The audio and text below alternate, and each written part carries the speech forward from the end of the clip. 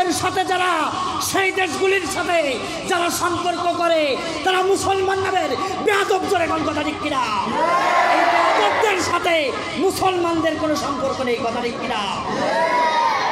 এদের সাথে আমাদের কোনো সম্পর্ক হতে পারে না। ছোট্ট আরেকটু বলি, কয়েক মিনিট। খারাপ লাগতেছে আপনাদের? ঘুমের সময় তো ঘুম লাগতে পারে। হোসাইন এইবার বলল, নানা ভাই, যে লোকটার কাছ থেকে আমরা আঙুর ফল নিলাম ওই লোকটা খাবে না, আমরা খাবো, এটা তো মানায় না। ওই লোকটাকে আগে খেতে বলেন, তারপরে আমরা খাবো। বিশ্বনবীজি মনে মনে চিন্তা করলেন, আমি যদি আগে খাই তাহলে এই খাওয়াটা সুন্নাতি খাওয়া হবে, অন্যান্য লোক খাবে, হোসাইনও খাবে। কিন্তু বিশ্বনবী যখন আঙুরটা গালে দিবে, হুসাইন বলে, নানা ভাই, তুমি কি এই সমাজের নিয়ম নীতি বোঝো না? কাকে বলছে? বিশ্বনবীকে বলছে যে, নানা ভাই, তুমি কি এই সমাজের নিয়ম নীতি বোঝো না? সবাই মিলে একসাথে খাইতে হয়। এইরকম নাছোড় বান্দা দেখে আল্লাহ পাক সঙ্গে সঙ্গে জিবরিল আমিনকে বলল, জিবরিল আমিন, তুমি যে দাহিয়া কালবের রূপ নিয়ে বসে আছো, আজকের থেকে এই মুহূর্তের জন্য তোমাকে আঙুর ফল খাওয়ার ট্রেনিং আমি দিয়ে দিলাম। জোরে পান সুবহানাল্লাহ। যখন জিবরিল ফেরেশতা হয়ে আঙুর ফল তুলে গালে দিল, বিশ্বনবীজি অবাক হয়ে গেল, হতভম্ব হয়ে গেল, মিরাক্কেল হয়ে গেল যে ফেরেশতা আমার সামনে খুরমা খেজুর খায়, আঙুর ফল খায়। অন্যান্য সাহাবীরা না জানলেও আমি বিশ্বনবী জানি, এইটা তো দাইয়া কালবি নয়, এইটা হলো আল্লাহর রসুল এবং আল্লাহর মাঝখানে দুধ, আল্লাহর রসুল এবং আল্লাহর মাঝখানে ওহী প্রেরণ করা দুধ। এইটা তো জিবরিল আমিন, সে তো কোনোদিন খায় না, কিন্তু আজকে এমন একটা নাছোড় বান্দার কারণে আল্লাহ পাক যাকে এই জিবরিল আমিনকে খেজুর খাওয়ার ক্ষমতা দিয়ে দিল, সেই হোসাইন আমার থেকে কোনো অংশে কম না। সুবহানাল্লাহ। সেই হোসাইন শহীদ হয়েছিল সে আজকের এই দিবস। আজকের এই দিবসে অনেক পয়গম্বর আলাইহিস সালাতু ওয়াস সালাম তারা বিপদ থেকে মুক্তি লাভ করেছে। এই জন্য যেমনি করে আজকের এই দিবসটা আনন্দের, তেমনি করে হাসান হোসাইনের এই স্মৃতি যখন মনে উঠে যায়, কাশিম পানির অভাবে যখন শাহাদাত বরণ করেছে ফরাত নদীর তীরে, এই ইতিহাস যখন মনে উঠে যায়, তখন এই দিবসটা আবার পাশাপাশি বেদনার দিবস, কথা ঠিক কিনা? আজকে শুধুমাত্র আমরা অনেক সময় মনে মনে চিন্তা করি যে সবার শুনলাম, দীর্ঘ সময় আলোচনা শুনলাম, নামাজ পড়লাম, ঈশার নামাজ পড়লাম, মিলাদ পড়লাম, মুসলমান হয়ে গেলাম। না, আজকের এই দিবসের মূল সারমর্ম জানতে হবে, শিখতে হবে, মানতে হবে। হোসাইন তিনি কখনোই ইয়াজিদ বাহিনীর সামনে, ইয়াজিদের আইনের সামনে তার মাথা নত করতে চায়নি। তিনি নিজেদের জীবন বিলিয়ে দিয়েছেন, নিজের জীবনের তাজা রক্ত বিলিয়ে দিয়েছেন, কিন্তু কখনোই ইয়াজিদের সামনে মাথা নত করেনি। জোরে কান সুবহানাল্লাহ। আমরা তো এলাকার সামান্য মেম্বার চেয়ারম্যান দেখলেই ফু শেষ, কথা ঠিক কিনা? বাচ্চাটা গোলাম হয়ে যায়। হয়তো আমাদের এলাকায় নেই, কত জায়গায় আছে, বাচ্চাটা গোলাম, যা বলে তাই শোনে, কথা ঠিক কিনা? কিন্তু কখনোই অন্যায়ের কাছে মাথা নত করা যাবে না। যারা অন্যায়ের কাছে মাথা নত করে আর যারা অন্যায় করে, দুটোটাই সমান সমান। ওনারও যে গুনাহ হবে, এনারও একই রকম গুনাহ হবে। এজন্য আমরা চেষ্টা করব এই অল্প সময়ে যে আলোচনাটি আমরা শুনলাম, হাসান হোসাইন এনার আলোচনা এখান থেকে শুরু করে একেবারে শেষ পর্যন্ত লাভাবার জন্য এরকম কয়েক হাজার নায়ক দরকার, কথা ঠিক কিনা? এক বিশ্বনবীজির জীবন কাহিনীর মধ্যে এসেছে, বিশ্বনবীজির জীবনে এত ঘটনা ঘটেছে, ৫,৫০০-এর অধিক ঘটনা এক বিশ্বনবীর জীবনে আছে। ধরে কান সুবহানাল্লাহ। তাহলে এক একটা ঘটনা যদি আপনি একদিন করেও বলেন, তাহলেও ৫,৫০০ দিন আপনার দরকার, কথা ঠিক কিনা? কিন্তু একটা ঘটনা আপনি কি একদিনে বলে শেষ করতে পারবেন? আপনার হাজারো নায়ক লেগে যাবে।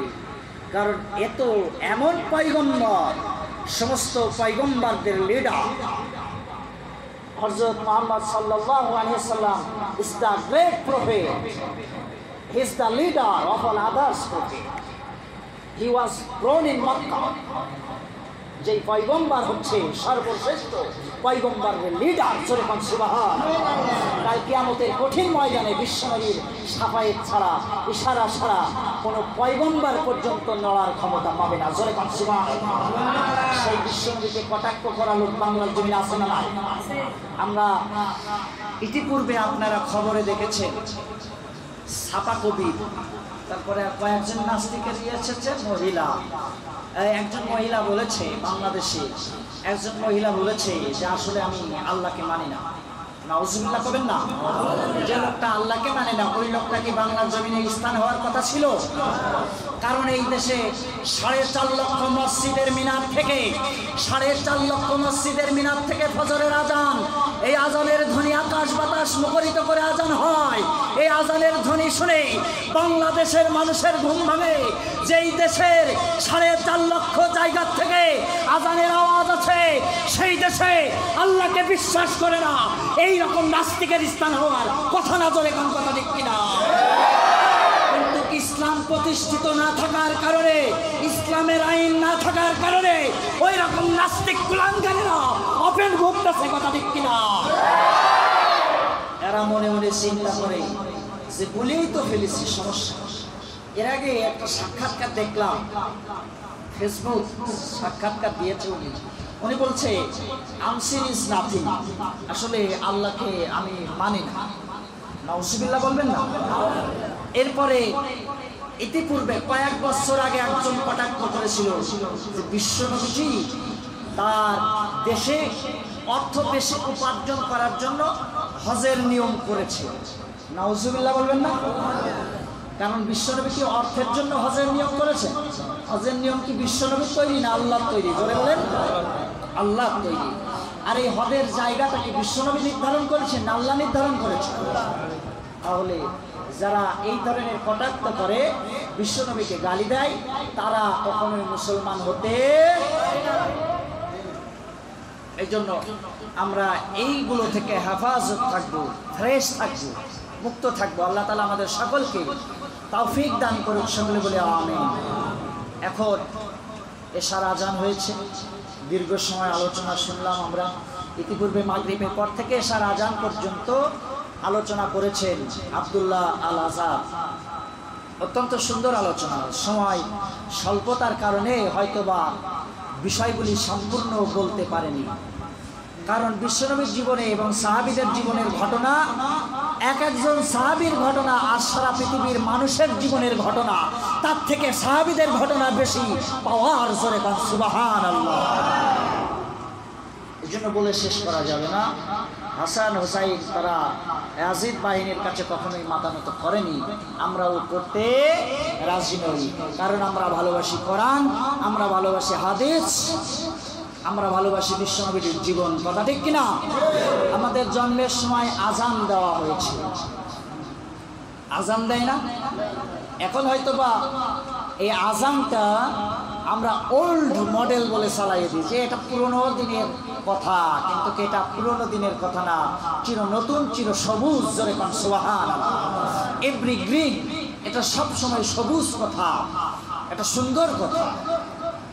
জন্মের সময় আজান, নামাজে আজান, ঈদের নামাজে আজান, সব সময় একটা সাদা কাপড় দিয়ে সর্বশেষ পুটলি বানায়া কবরের ভিতরে রাখার সময় তখনও কি আল্লাহু আকবার আছে না নাই?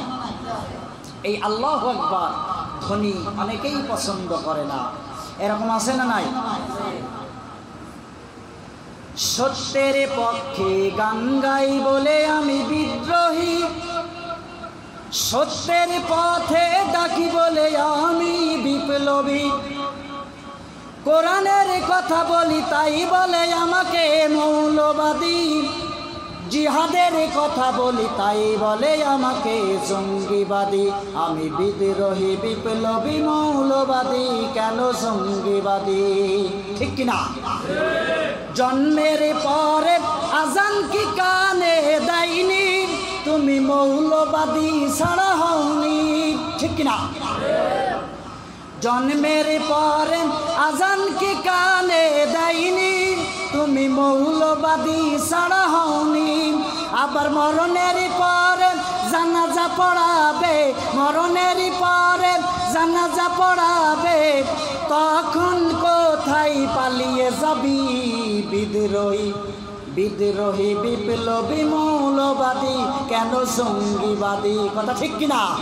কোরআনের কথা বললেই আজকে হাবি যাবি। আবার আমাদের গলার মধ্যেও উল্টা